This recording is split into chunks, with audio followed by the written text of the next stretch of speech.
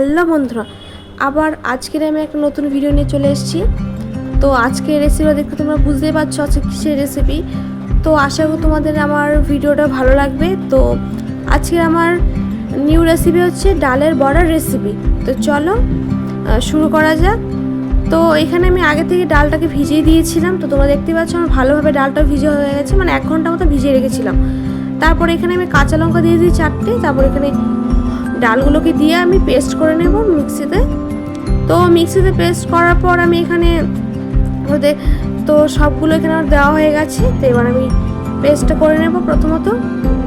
তো আমার এখানে দেখতে পাচ্ছ আমি সুন্দর করে পেস্ট করে নিয়েছি, একটু ঘন ঘন আর একটু গোটা গোটা দানা থাকবে। কারণ কেন বলো তো, সেই গোটা গোটা দানা থাকলে মানে ক্রিস্পি ক্রিস্পি ক্রিস্পি ভাজাটা হয়। তারপর আমি এখানে ওই একটা গোটা পেঁয়াজ এখানে কেটে রেখেছিলাম আগে থেকে। তো ওটা দিয়ে আমি এখানে নুন আমার মতো পরিমাণ মতো নুন দিয়ে ভালো করে মেখে নেব। তো মেখে নেওয়ার পর এখানে আমি ওভেন আগে থেকে তেলটাকে দিয়ে দিয়েছিলাম। তো আমার তেল গরম হয়ে গেছে। এবার আমি একটা একটা করে সব বড়াগুলোকে দিয়ে দেবো।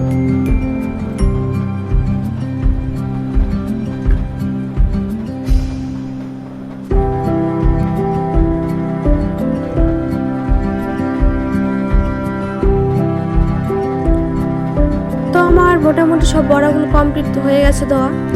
তো আমি এখানে ভালো করে, তো এখানে বেশিক্ষণ না 2 মিনিটের মতো ভাজলেই হয়ে যাবে। তো তোমরা এখানে দেখতে পাচ্ছ আমার বড়া লাল লাল হয়ে ভাজা হয়ে গেছে, এক পিঠ ভাজা হয়ে গেছে, আর পিঠ আমি ভেজে নেব। তো বন্ধু আরেকটা কথা আছে, তোমরা যারা যারা আমার এই পেজে নতুন তারা প্লিজ আমার চ্যানেলটাকে সাবস্ক্রাইব করে দিও, আর যদি ভালো লাগে তো একটা লাইক করে দিও।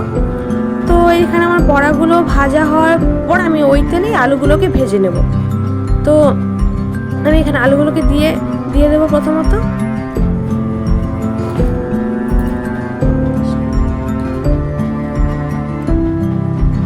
তো আলুগুলো দেওয়ার পর আমি এখানে একটু ভালো করে নেড়ে নেব।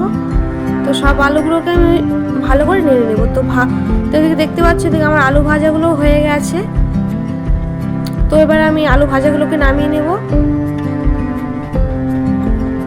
তো আমি ওই আলু ভাজার তেলে এখানে জিরে, তেজপাতা, শুকনো লঙ্কা ফোড়ন দিয়েছি, ভালো করে নেড়ে নেব। তো নেড়ে নেওয়ার পর আমি এখানে গোটা একটা পেঁয়াজ, কাঁচা লঙ্কা সব দিয়ে এগুলোকে আবার নেড়ে নেব একবার। তো এখানে দেখতে পাচ্ছ সুন্দরভাবে আমি এগুলোকে দিয়ে নেড়ে নিচ্ছি।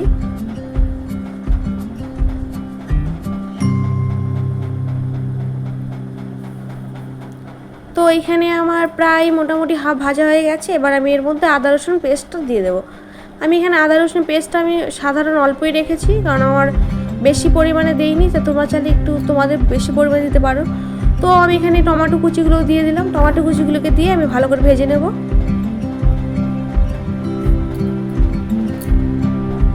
তো আমার এদিকে টমেটো সব ভাজা হয়ে গেছে। তো আমি এবার এর মধ্যে সব রকম মশলাগুলোকে একটা একটা করে দিয়ে দেবো। তো প্রথমে এখানে আমি কাশ্মীরি গুঁড়ো লঙ্কা ব্যবহার করেছি, তারপর ধনে গুঁড়ো, জিরে গুঁড়ো, তারপর হলুদ গুঁড়ো দিয়ে আমি এগুলোকে নেড়ে নেব।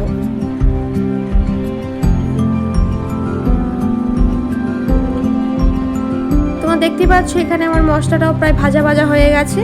তো আমি এর মধ্যে এবার আলুগুলোকে দিয়ে দেবো। আলুগুলোকে দিয়ে আমি এবারে ভালো করে একটু কষিয়ে নিব।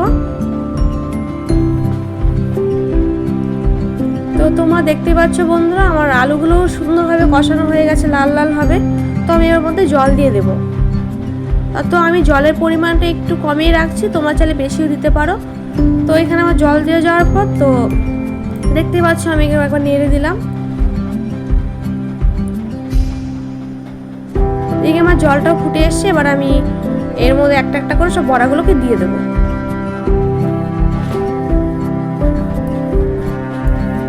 তো বড়াগুলোকে দিয়ে আমি আরেকবার নেড়ে নেব। তারপর স্বাদ মতো নুন দিয়ে দেবো। আমি ওই 2 চামচের মতো নুন দেবো, তোমরা চাইলে তোমাদের পরিমাণ মতো নুন দিতে পারো। তো এখানে আমার সুন্দরভাবে জল ফুটছে। তো তোমরা দেখতে পাচ্ছ বন্ধুরা।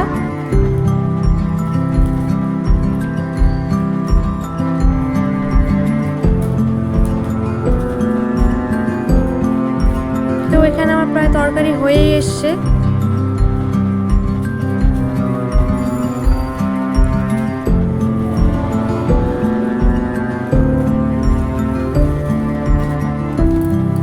আর হ্যাঁ বন্ধুরা, এটা কিন্তু বাঙালদের ফেভারিট রেসিপি, মানে ফেভারিট খাবার। বাঙালি এটা খুব পছন্দ করে খেতে। তো আমার এখানে তরকারি ফুটছে, এবার প্রায় আমার তরকারি হয়ে এসছে। এবার আমি এগুলোকে নামিয়ে নেবো তরকারিটা। তো এখানে আমার অলমোস্ট তরকারি রেডি। তো কার কার ভালো লেগেছে প্লিজ কমেন্ট করে জানাবে। তো আজকের মতো এটুকুতে টাটা।